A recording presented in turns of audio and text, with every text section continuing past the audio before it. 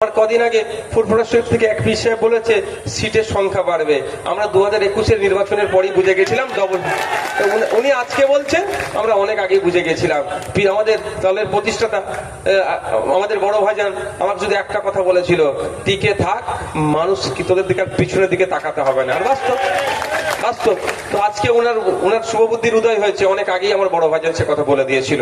দেখ, বিধানসভা টিভি যদি থাকতো আমি কি বলছি জানতে পারতেন, আমার এরকম বক্তব্য দিতে আর লাগতো না। ওইটাই ক্যাটিং করে আমাদের ছেলেরা মোড়ে মোড়ে লাগিয়ে আমাদের ভোট প্রচার হয়ে যেত। দেখ, সোমবারে আছে একটা স্পোর্টস ইউনিভার্সিটি প্রাইভেট, তার উপরে আলোচনাটা করবে। সোমবারই আমি উত্তর দেবো সেখানে। কিন্তু আমার এখানে বলার কারণ হচ্ছে আমিও ভলিবল প্লেয়ার ছিলাম। আমাদের মধ্যে থেকে যারা স্পোর্টস কোটায় চাকরি বা পশ্চিমবাংলায় রেলে, আপনার সেলে বা বিভিন্ন জায়গায় চাকরির জন্য যারা এগোতো, তাদেরকে সেই সময় আপনার কম্পিটিশন হতো। ধরেন না 5 জনকে নেবে, 50 জন তো অ্যাপ্লাই করেছে, অ্যাপ্লিকেশন তো 50 জন করেছে। তো 50 জনের রেজাল্ট যা আছে, আবার কি পারফর্ম কি করছে সেটা হতো।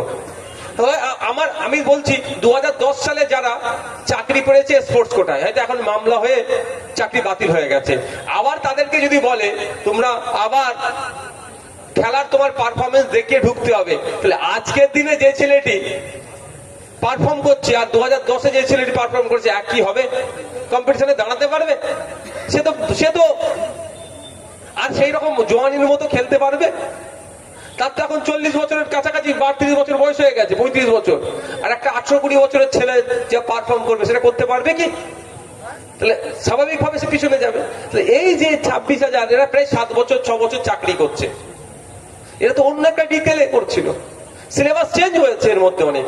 তাহলে এরা ক্ষতিগ্রস্ত হচ্ছে। আমরা এদের পক্ষ নিয়ে যে 15,004 জন যারা আছে, রাজ্য সরকার দায় স্বীকার করে স্যালেন্ডার হোক, রিভিউতে হয়ে এদের ওএমআর শিট 22 লক্ষ পাবলিশ করুক, এবং সেখান থেকে এদের যারা বৈধ পন্থা অবলম্বন করে চাকরি পেয়েছে তাদের আবার স্কুলে পাঠানো, এই দাবি আমরা করছি। একটা গুরুত্বপূর্ণ বিষয় দুটো আছে। একটা, পরিযায়ী শ্রমিকদের উপরে জুলুম অত্যাচার। আমি যখন এখানে বসেছিলাম, আমাকে বেশ কিছু কাগজ দিয়েছে, দিয়ে বলছে এরপর আপনার সই স্টাম্প মেরে দিলে ওরা বোম্বাই থাকে। এই আজকে আমার স্টেজে এসেছিল, আমার এখানে কোথাও আছে হয়তো, যে বোম্বাই থাকে, ওদেরকে তুলে নিয়ে চলে যাচ্ছে, বাংলায় কথা বলছে বলে বাংলাদেশি। তাহলে এমএলএ এর একটা ছবির উপরে স্টাম্পওয়ালা কাগজ থাকলে অন্তত সেটা দেখালে ছাড় পেতে পারে। এত তো করতে লাগতো না, ওকে বোম্বাই থেকে আমার কাছে আসতে লাগতো না। আমি 2022 সালের দিকে, 22 কি 23, আমি কালকে রাত্রে আমার টিম ফেসবুকে শেয়ার করেছে। দেখো, আমি একটা প্রস্তাব রেখেছিলাম, আমার আইডিটা খোলো, দেখো, নিউজ ফিল্ডে যাও, আইডি খুলে নিউজ ফিল্ডে যাও, ফটাফট করে যাও। আমি বলে দিচ্ছি এখন আমি কি বলেছি আপনাদের বলবো। মানে অনেক আগে আমি বলেছিলাম, এই অপদার্থ সরকারগুলো শুধু টাকা তুলতে ব্যস্ত, এই বালু পার্থর মতো এরা টাকা তুলতে ব্যস্ত আর হই হই করতে, হারাম খেতে ব্যস্ত। আমি 2022-23-এ যেটা বলেছিলাম যদি করতো, ওই ছেলেটিকে বোম্বাই থেকে এখানে আসতে হতো না। বোম্বাই ওকে পুলিশ ডিস্টার্ব করলে ওখানে আমাদের অফিসার থেকে ও কি সমাধান করে দিত, তার প্রমাণ আমি দেখছি। আমার নিউজ ফিল্ডে দাও না, হ্যাঁ তো দেখ। আমি 2022 সালে বিধানসভায় দাঁড়িয়ে একটা কথা বলেছিলাম, বিধানসভায় দাঁড়িয়ে অনেক কথা বলেছিলাম, আমি জিনিসটা বলে দিচ্ছি। 21/6/2022 সালে আমি বিধানসভায় বলেছিলাম যে আমাদের যারা পরিযায়ী শ্রমিক বিভিন্ন রাজ্যে আছে, প্রত্যেকটা রাজ্যে একটা করে অফিসার দিয়ে রাখুক। আচ্ছা বলুন, মহারাষ্ট্রের লোকাল ল্যাঙ্গুয়েজ কি? মারাঠি, আমার মারাঠি বলতে পারবো। তামিলনাড়ুর লোকাল ল্যাঙ্গুয়েজ কি? তামিল, তেলেগু, বিভিন্ন রাজ্যে লোকাল ল্যাঙ্গুয়েজ আছে। হিন্দিটা আমরা কুতিয়ে কাতিয়ে হয়তো বলে নিতে পারবো। সাউথ ইন্ডিয়া বিশেষ করে, যদি সাউথ ইন্ডিয়ার একটা থানা তুলে নিয়ে চলে যায় তামিলনাড়ুর কাউকে, তেলেগু, আমার তামিলনাড়ুতে কাজ করছে আমার কোনো ভাই, এই তুই বাংলাদেশি, নিয়ে চলে গেল, ওদের ভাষায় বললো। তুই যদি বলে স্যার আই এম ইন্ডিয়ান, ইংলিশে বললো, তাহলে yes I have lot of evidence, this is my ID card, voter ID card, this is my PAN card, this is my voter card, passport দেখাবে।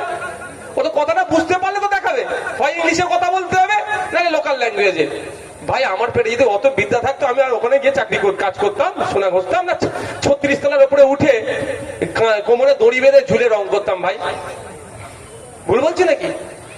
আমার ওই ক্ষমতা নেই। তাহলে আমি যদি বলি না গো স্যার আমি বাঙালি, আমার পশ্চিমবাংলায় বাড়ি, ও বলবে কি বলছে দেখতে ভালো করে, আমি ধরে নিয়ে এসেছি বলে কি আমাকে উল্টো পাল্টা ভাষায় কথা বলছে?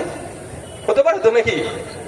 তা আমি বলেছিলাম 2021 সালে যে কিছু প্রস্তাব রেখেছিলাম, প্রস্তাবগুলো আপনাদের বলছি। আমাদের রাজ্য থেকে যে সমস্ত রাজ্যে শ্রমিকরা যাচ্ছে তাদের একটা তথ্য জোগাড় করা, এটা কিন্তু করেছে, এটা করেছে অনেক পরে, 1 বছর 1.5 বছর পরে। সাথে সাথে এটা বলেছিলাম আমাদের রাজ্যে যে সমস্ত রাজ্যের কাজে যাচ্ছে তাদের দেখভালের জন্য একটা বোর্ড, পৃথক বোর্ড গঠন করা, এটাও করেছে, যেটা করেছে সেটা বলবো। তাহলে একা নওশাদ সিদ্দিকী কি করতে পারে না করতে পারে এটাও কিন্তু প্রমাণ তার। হ্যাঁ, বলে একজন কি করবে, দুটো কাজ করেছে। 3 নম্বর যেটা বলেছিলাম,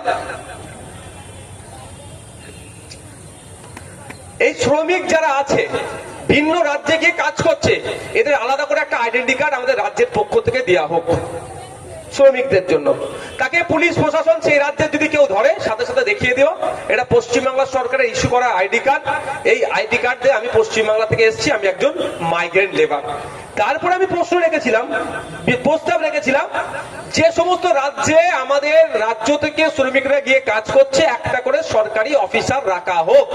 কোন সময় আমি বিপদে আপদে পড়লে, আমার কেউ মারা গেল বা আমাকে কেউ পুলিশে ডিস্টার্ব করলো, আমি কারো দ্বারা প্রতারিত হলে আমি আমার নোডাল অফিসারকে ফোন করব, নোডাল অফিসার কনসার্ন দপ্তরের সাথে কথা বলে আমার সমাধান করবে।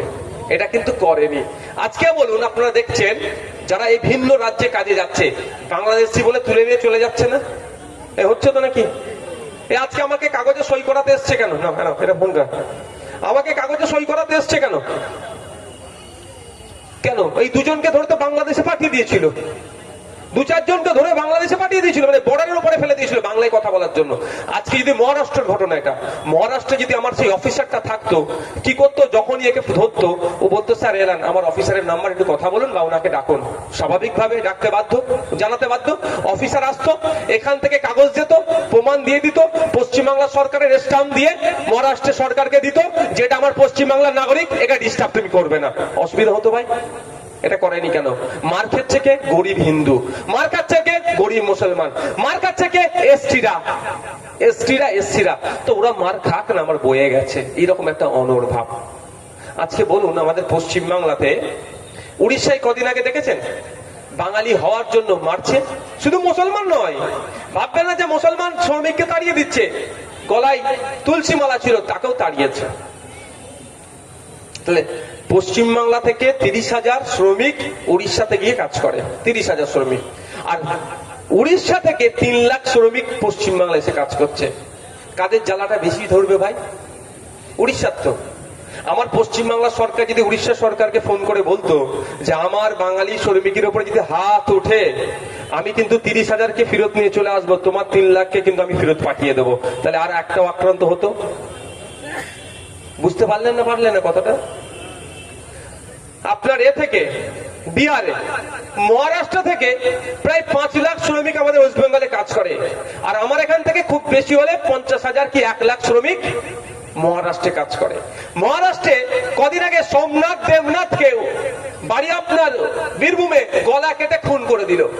যদি আমার রাজ্য সরকার বিহার এই মহারাষ্ট্রের সরকারকে বলতো যে আমার এর পর থেকে যদি আমার এক শ্রমিকের উপরে কোনো অত্যাচার হয় তোমার 5 লাখকে কিন্তু আমি পুশব্যাক করব, আমার 1 লাখকে কিন্তু আমি ফিরিয়ে নিয়ে চলে আসবো, তাহলে মহারাষ্ট্র সরকার উঠে পড়ে লাগতো না যে বাবা ওদের সাথে লাগিস না, কারণ 5 লাখ মানে 15 লক্ষ কম করে লোক, তাহলে ক্ষিপ্ত হবে মহারাষ্ট্র সরকারের উপরে, আমার 1 লাখ ফিরিয়ে নিয়ে চলে আসবো আমরা।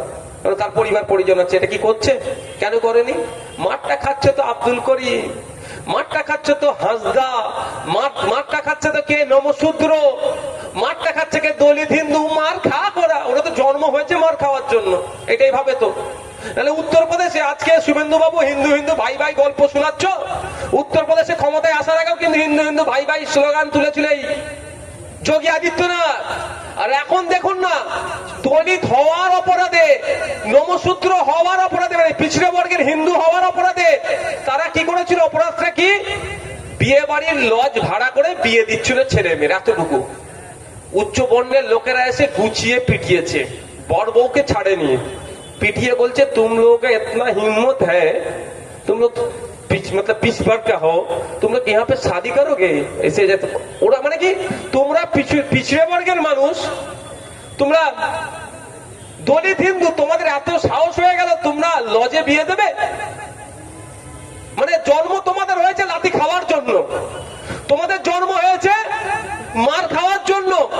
সাউথ ইন্ডিয়াতে আদিবাসী সমাজের ছেলে ইঞ্জিনিয়ারিং 4th সেমিস্টার চলছিল, তাকে তুলে নিয়ে গিয়ে মার ধর করে তার পিচ্ছাপ তাকে খাওয়াতে বাধ্য করেছে। কারণ অপরাধ কি? তুই আদিবাসীদের ছেলে, তুই ইউনিভার্সিটিতে এসে পড়বি? চুনিকোটাল লোধা সবর জাতির প্রথম গ্রাজুয়েশন করা মেয়ে, সে যখন ইউনিভার্সিটিতে গিয়েছিল তাকে এমন মানসিক টর্চার করেছে, তাকে আত্মহত্যা করতে বাধ্য করিয়েছে। ওই লোধা সবর জাতির সর্বপ্রথম তিনি মহিলা যিনি গ্রাজুয়েশন কমপ্লিট করেছিলেন। মানে লোধা সবর জাতি, তোরা মেঘাস সানগাস হ্যানগাস, তোরা ইউনিভার্সিটিতে আসবি? এইভাবে অপমান করে, মানে ওরা ইউনিভার্সিটিতে আসতে পারবে না, ওরা আসতে পারবে না, ওরা বন জঙ্গলে থাকবে, এরকম একটা ভাব। তো আমাদের রাজ্য সরকার এই জন্যই কথা বলছে না, কারণ মার খেচ্ছে তো মুসলমান, জন্ম হয়েছে মার খাওয়ার জন্য। মার খেচ্ছে তো দলিত, জন্ম হয়েছে পায়ের নিচে বসে থাকার জন্য। মার খেচ্ছে তো আদিবাসী, জন্ম হয়েছে তো ওই ধরনের করার জন্য। মানে ওনাদের একটা এই ভাব, মনোভাব। এটার থেকে সমাধান পেতে গেলে আপনাকে আমাকে ওই দপ্তর পরিচালনার দায়িত্ব নিতে হবে, আপনাকে আমাকে রাজ্য পরিচালনার দায়িত্ব নিতে হবে, আপনাকে আমাকে শ্রম দপ্তর পরিচালনার দায়িত্ব নিতে হবে। আগামী দিনে যদি 2026 সাল এসেছে, আমি আপনার দায়িত্ব নিয়ে বলছি, যদি আমাদেরকে পরিচালনার দায়িত্ব দেন, কোন রাজ্যের যদি একটা কোনো বাঙালি শ্রমিকের উপরে আঘাত আসে, এখান থেকে এই রাজ্যের পক্ষ থেকে সেই রাজ্যকে থ্রেট নয়, ভয়ঙ্কর ভাবে থ্রেট দেওয়া হবে। যদি আমাদের কোন নাগরিকের উপরে আক্রমণ আছে, ওই রাজ্যের কোন নাগরিক তাহলে তার ঘাড় ধরে এই রাজ্য থেকে বার করে দেওয়া হবে।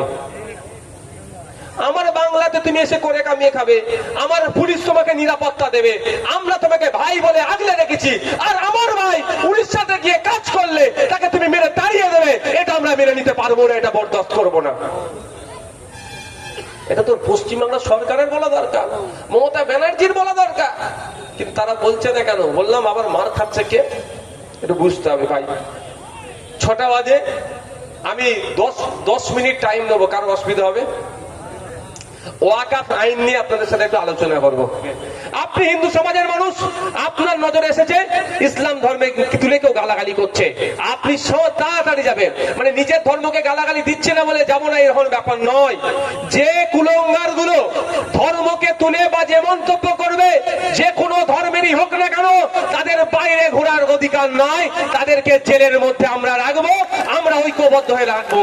তবে অনুরোধ, ওই পাড়ার ছেলেটি ইসলাম ধর্ম তুলে গাল দিয়েছে, চলো ওর বাড়ি ঘেরাও করবো। ওই পাড়ার ছেলেটি দেব দেবীকে তুলে গাল দিয়েছে, চলো ওর বাড়ি ঘেরাও করবো। এই ফাঁদে আপনারা জড়াবেন না, এটা একটা বড় ফাঁদ। রাজনৈতিক কারবারিরা সম্পূর্ণরূপে দেউলিয়া হয়ে গিয়েছে, ওরা যা কমিটমেন্ট করেছে সম্পূর্ণরূপে ব্যর্থ হয়েছে। ওরা ক্ষমতায় টিকে থাকার জন্য বা ক্ষমতায় আসার জন্য আপনার আমার লাশের রাজনীতি ওরা করতে চাইছে। আমরা দীর্ঘদিন ধরে এই পশ্চিম বাংলাতে, এই হাড়োয়াতে হিন্দু মুসলমান নির্বিশেষে কাঁধে কাঁধ মিলিয়ে বসবাস করছি। কোন কুলাঙ্গার ইসলাম সম্পর্কে গাল দিল, কোন কুলাঙ্গার দেবদেবীকে গাল দিল, তার জন্য আমাদের মধ্যে ঐক্য সম্প্রীতি আমরা বিনষ্ট করব না। আমরা সকলে ঐক্যবদ্ধ হয়ে তার বিরুদ্ধে থানায় লিখিত কমপ্লেন করে তাকে আমরা আইনের মাধ্যমে জব্দ করব। সাথে থাকবে তো ভাই? আর ইদানিং কালে একটা ট্রেন্ড দেখছি, এটা না হয়ে যায়, হয়তো পুলিশ ধরে নিয়ে এসছে, থানার সামনে ওকে বার করে দাও, আমরা বুঝে নেব। এটা যে বলবে জানবেন সে পাক্কা চালাক, শুভেন্দু অধিকারী এজেন্ট, নাহলে মমতা ব্যানার্জির এজেন্ট, আমি বলে রাখছি, বলে রাখছি আপনাদেরকে। আপনি কি আইনের ঊর্ধ্বে নাকি? ওকে থানা থেকে বার করে দেবে পুলিশ, আপনি তাকে পিটাবেন? এই পাগলামো কথা হচ্ছে নাকি এগুলো? ইদানিং কালে ট্রেন্ড বেড়েছে, পুলিশকে বলেছে, খবর এসছে, পুলিশকে দিয়ে অ্যারেস্ট হয়েছে, বলছে কি থানার সামনে গিয়ে বলছে ওকে বার করে দাও, 1500 লোক। ধর্মীয় বিষয় ভাই, সবার একটু সেন্টিমেন্ট আছে, ওকে বার করে দাও, আমি ওকে দেখে দেবো। আরে মানে কি রে ভাই, কাকে বার করে দেবে? বুঝতে পারছেন কি বলছি? ওই ফাঁদে পা দেবেন না। যদি দেখেছেন ওই কার্যকলাপ কেউ করছে, জানবেন ও শুভেন্দু অধিকারী নাহলে মমতা ব্যানার্জির এজেন্ট, ওই করাবে। কি হবে তারপরে বলছি, হই হই হবে। বার করে দাও, দেখে নেবো, ইনকিলাব জিন্দাবাদ, ধর্মীয় স্লোগান কেউ দেবে, কেউ জয় শ্রীরাম দেবে, কেউ আরেক দেবী আল্লাহু আকবার দেবে, গরম গরম হবে, থানাতে ধপাং করে পিছন দিক থেকে একটা ইট ছুড়ে দেবে। আপনাদের সাদা মনে কাদা নেই, আপনি ইট ছুড়বেন না, পিছন দিক থেকে দাম করে কেউ ইট ছুড়ে দিল, পুলিশ লাঠি নিয়ে পাছা পুরো গরম করে দেবে। করবে ভাই? তারপরে কি হবে? ধরপাকড় হবে। ওই একটা কুলঙ্গার বলেছে ওকে তো জেলে দেওয়া দূরের কথা, আপনার 50 টাকা ধরে ভরে দেবে। তাহলে ক্ষতি হবে না লাভ হবে ভাই? এই বলি ভাই আমার উপরে এত রাগ, এইটা বলে দিই বলে আমার উপর রাগ। আমি ভুল কথা বলছি নাকি ভাই? তাহলে তো আপনি একজনকে অ্যারেস্ট করাতে গিয়ে আপনি 50 জনকে কেস খেয়ে গেলেন, কেন আপনি এটা করতে যাবেন? হ্যাঁ, পুলিশ যদি না অ্যারেস্ট করে তখন তো বলছি কাগজটা আমাকে দেবেন, এফআইআর এর কাগজটা দেবেন। একটা নওশাদ সিদ্দিকী আপনাদের ছোট ভাই কতটা কি করতে পারে সেটাও দেখবেন। আমাকে দেন না, আমি তো দায়িত্ব নিচ্ছি, আমি নিয়েছি অনেক জায়গায় দায়িত্ব। অশান্তি হতে দিইনি, ওই কুলঙ্গারকে ধরে জেলের মধ্যে ঢুকিয়েছি। এরকম অনেক ঘটনা আছে। দেবদেবীকে গাল দিয়েছে, ধরে ভরে দিয়েছি, কোনো কথা হবে না। তোকে কি ক্ষমতা দিল দেবদেবীকে গাল পড়া? ধরে ভরে দিয়েছি মানে পুলিশকে দিয়ে এফআইআর করিয়ে অ্যারেস্ট করিয়ে দিয়েছি। আল্লাহ রসুল সাল্লাল্লাহু আলাইহি সম্পর্কে বাজে মন্তব্য করেছে, পুলিশকে দিয়ে অ্যারেস্ট করিয়ে দিয়েছে। কিন্তু অনুরোধ, এটা ফাঁদে পা দেবেন না। দ্বিতীয় যেটা বলছি সেটা হচ্ছে রাজনীতির জন্য ভাইয়ে ভাইয়ে মারামারিতে জড়াবেন না। শুভেন্দু অধিকারী মন্দিরপুর থেকে আসতে এখানে কত টাইম লাগবে জানেন? মাইকের আওয়াজ যাচ্ছে, বিজেপির বন্ধুরা হয়তো শুনতে পাচ্ছে। এখানে শুভেন্দু অধিকারীর কথা শুনে হিন্দু হিন্দু ভাই ভাই করে গুঁতো দিয়ে দিলেন কাকে? শুভেন্দু অধিকারীর ওখান থেকে আসতে কত টাইম লাগবে বলুন তো? কম করে 4 ঘন্টা মেদিনীপুর থেকে। তার আগে তো ভিটামাটি চাটি হয়ে যাবে। আপনি জয় বাংলা বলে কাউকে এত ভয়ঙ্কর দিয়ে দিলেন। লাবণ্য থেকে কালীঘাট থেকে মমতা ব্যানার্জি আসবে নাকি? আসবে মনে হয়? অভিষেক ব্যানার্জি আসবে? মমতা ব্যানার্জি আসলেও আসতে পারে, অভিষেক ব্যানার্জি খুঁজে পাবেন না, বলে ও মুরগি যাক। আমি বলেছি নাকি কোনোদিন বলেছে কাউকে মারপিট করতে?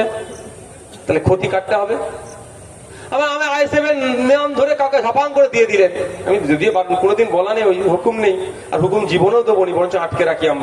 আমরা মার খাই, আমি মারতে দিই না। তো আমি ফুরফুরা শরীফ থেকে আসতে কত টাইম লাগবে? মিনিমাম 2.5 ঘন্টা।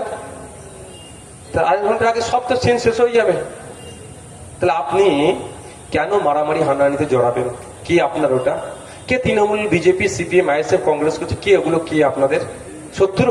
আপনাদের তো প্রতিবেশী, কারো ভাই, কারো চাচা, কারো জ্যাঠা, কারো মামা। এক সকালবেলা উঠে এক চায়ের দোকানে দেখা হয়। আপনাদের লজ্জা লাগে না? নেতাদের জন্য মারপিট করে নিজেদের মাথা ফাতা ফাটাচ্ছেন, কেস খাচ্ছেন, জেলে যাচ্ছেন, আর নেতারা এক জায়গায় এসি রুমে বসে চা খাচ্ছে। আপনাদের লজ্জা লাগে না মারপিট করতে? আমি অনুরোধ করছি, যেদিন দেখবেন মমতা ব্যানার্জি, শুভেন্দু অধিকারী, নওশাদ সিদ্দিকী, দিলীপ ঘোষ, কুণাল ঘোষ, মোহাম্মদ সেলিম সাহেব মারপিট করছে একসাথে, সেই দিন আপনারা নিজেদের মধ্যে মারপিট করবেন, তার আগে করবেন না। অনুরোধ করছি আপনাদের কাছে। সকলে ভালো থাকবেন, সুস্থ থাকবেন। ধন্যবাদ। মায়েরা এসেছেন, আমরা আরো শক্তি পাচ্ছি 2026-এ। তাহলে হবে তো ভাই? 2026-এ হবে তো? বুঝিয়ে দিয়ে হবে তো মমতা ব্যানার্জি সরকারকে? বিজেপি এবং তৃণমূলকে পশ্চিমবাংলা থেকে হটানো হবে তো? ঐক্যবদ্ধ নিতে হবে, ঐক্যবদ্ধ শপথ করতে হবে। পশ্চিমবাংলার জমিন সম্প্রীতির জমিন, ঐক্যের মাটি। এই ঐক্যের যারা বিনষ্ট করার চেষ্টা করছে এই তৃণমূল, কংগ্রেস, এই দুটো শক্তিকে 2026 সালে আমরা বাংলা থেকে বিতাড়িত করবো। হবে?